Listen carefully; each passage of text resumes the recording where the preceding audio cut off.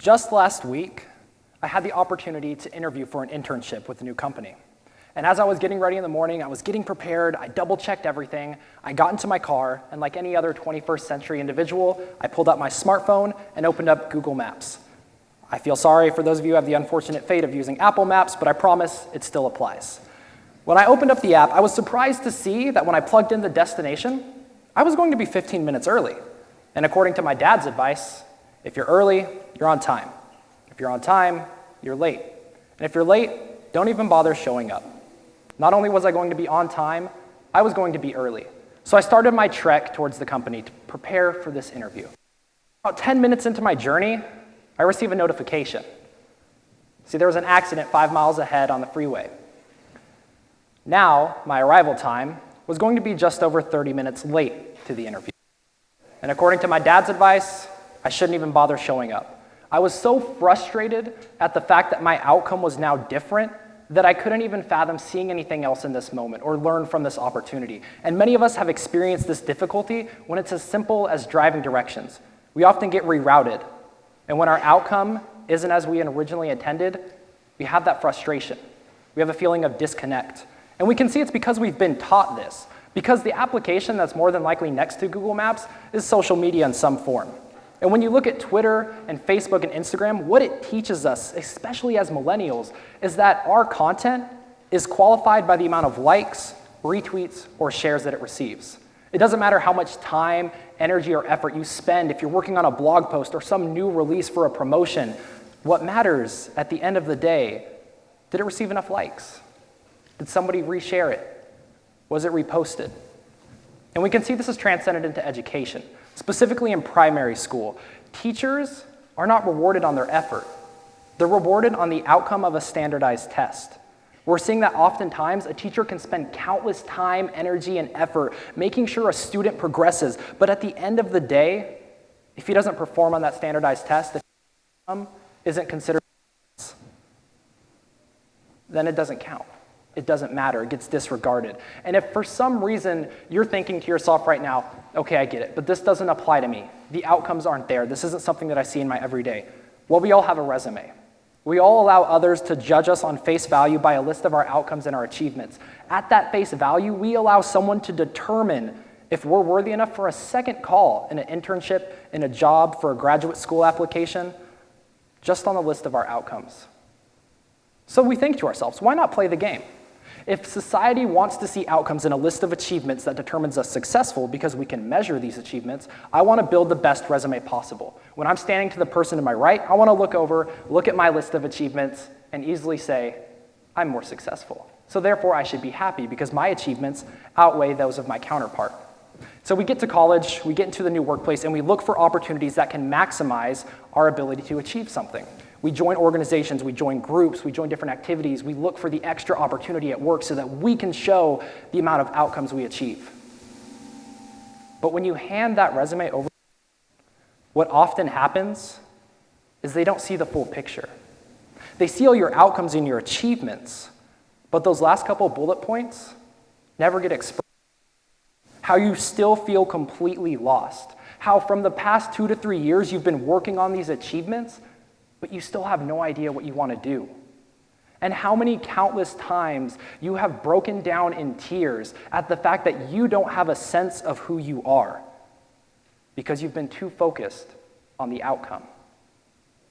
Google Maps does a great job of allowing us to place a destination, to say exactly the outcome we want, and it'll tell us most of the way of getting to this destination. It's very convenient. One of the things we miss out on, though, is that every single person in our near vicinity is getting the same exact route as we are. And this is where the disconnect happens. See, we want to achieve the outcome. We want to achieve it in the fastest, most efficient way. But not everyone has the same route. When we apply to everyday lives, we have to look back to education. Gloria Ladson-Billings, she was an educator, and in 1990, she coined the term culturally relevant pedagogy. It's actually simple once we break this down. What this means is that we have students that we are trying to achieve the same outcome. But if we apply the same route or expectations to all of these students, we'll never achieve the same results because the teaching isn't culturally relevant to their background or their reality. When you apply the same route the destination, it'll never connect. We all live different realities, so we have to shift our expectations to that of the student. Every single person's reality is different. Everyone's route is going to be a different path to get to the same destination. What Gloria Ladson-Billing states is in order to do this, we have to individually tailor our educational standards to the student.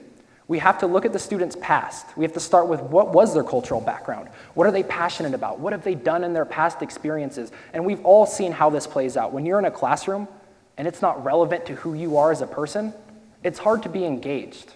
It's hard to learn and take in this information because it's not relevant to you.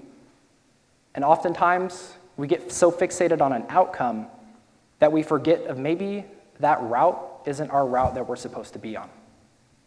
So there's a very simple equation that we have to look at now. And don't worry, I know a lot of us, when we hear the word equation, there's a slight groan that comes up thinking about math. But I'm a liberal arts major, so we're going to keep it as simple as possible. Our happiness equals our expectation or reality minus expectations. So our happiness is equal to reality minus our expectations.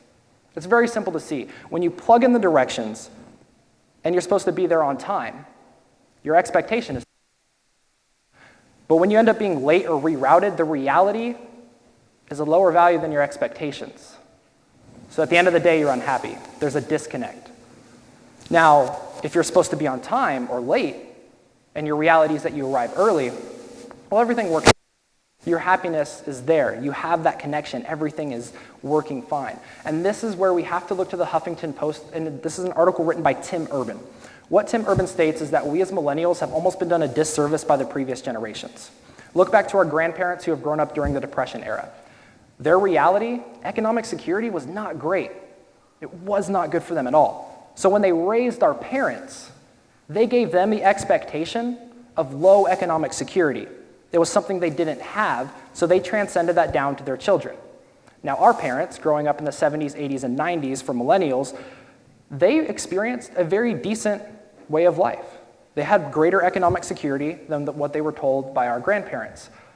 So their reality was greater than their expectations that they were taught to have. So they were generally happy.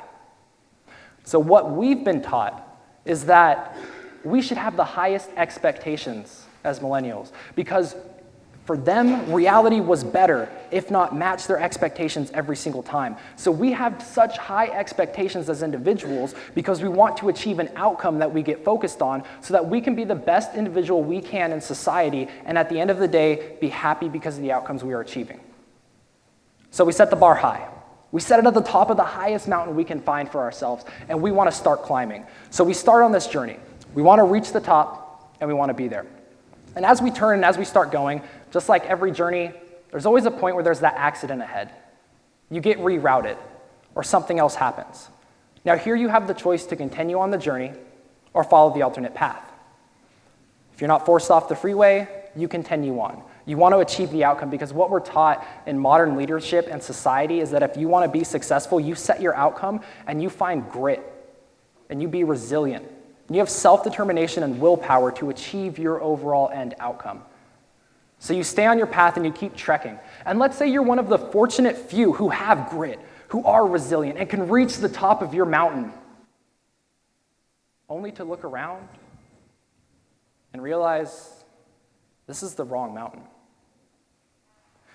We get so caught up, even when we see a notification to reroute, that this isn't the path for us ahead.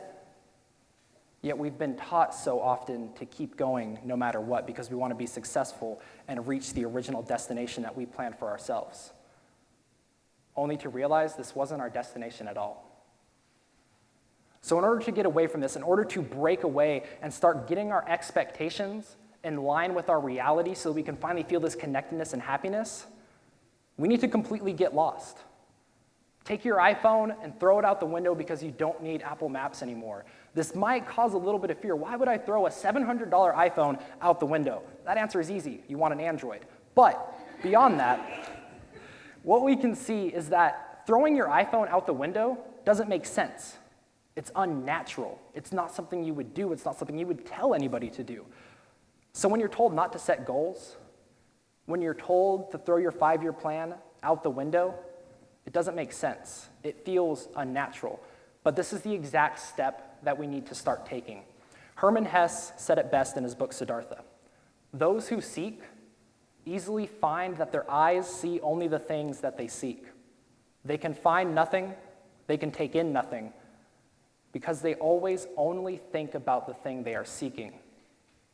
Because they have a goal, they become obsessed. Seeking means having a goal, but finding means being open, being free, and having no goal. In order to be found, we must first be lost. We need to take a step away and remove the directions in our life. We need to take the destination, unplug it, and disconnect for a moment, and look back at who we are and apply the concepts of culturally relevant pedagogy. Look at your past. Look at what you've done. Look at what you enjoyed doing as a child. Look at what you enjoy doing now. Don't have a direction and just see where you naturally go, and take note of it so that you can start making your expectations in line with who you are so that your reality can finally match the expectations that you're setting for yourself. You can learn this one of two ways. For me, high school sports was important, especially growing up in Texas. And I thought I could make it to the NFL or at least get a college scholarship off of it. But my 5'8" frame and my 170 pounds might have been good for running back, except I was blessed with the speed of a lineman. In this, I kept trying because that's what I was taught, to work hard. I had my first shoulder surgery when I was in 8th grade. I was taught to come back and work hard and keep going. So I came back onto the field and I kept playing because I believed my end goal was to go to college off of a football scholarship. So I continued to play. 1 year later, I had my second surgery on my other shoulder. Came back onto the field because I don't give up. That's what I wasn't taught. I was taught to have grit. I was taught to be resilient like many of us in this room. So I kept going. My third shoulder surgery happened in my senior year. And with this one, they actually had to move bone over into my shoulder, and I will never have full mobility of it, as well as I get arthritis at 25 and another surgery at 40 just to make sure I can keep having use of my arm. You have the opportunity to actively seek being lost. Otherwise, you're forced into it. For me, I was forced. I was forced to seek other ways to get into college. I was forced to seek other hobbies and things that I have grown up with my entire life loving and not able to play anymore. So I hope that we can start actively seeking being lost. Being lost becomes an art and something that we have to engage in every single day. And when we're directionless, and when we're not looking for something, and when we're not putting on the blinders that become our 5-year plans and our goals that put us on such a narrow path, we can finally start to discover who we are. Thank you.